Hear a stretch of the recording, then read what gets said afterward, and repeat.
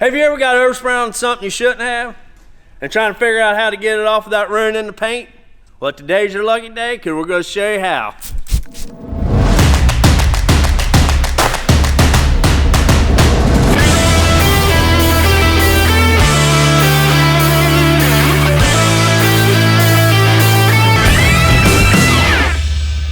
When this machine came in, somebody spray painted numbers on and then spray painted over the numbers. So we got a few easy steps we're going to share with you all on how to remove all this and safely do it without hurting the paint. When you're using a lacquer thinner, wear rubber gloves because lacquer thinner will soak through your skin and directly into your bloodstream, and your kidneys really don't appreciate that.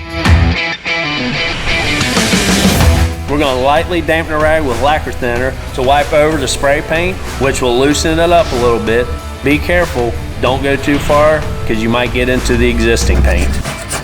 Slowly, just easily, take a little scraper blade to it just to help knock some of the excess off. Next step, what we're going to do is take some of this soap water, which helps lubricate the sanding. This is 1200, real fine sandpaper, wet dry.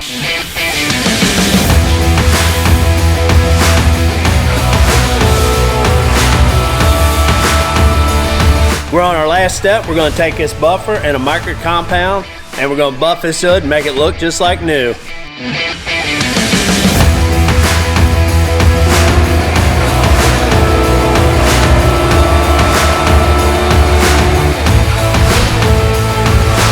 So as you can see, we got our overspray problem addressed, so now we're going to go ahead and buff the rest of the hood to make our customer happy when he picks up his machine.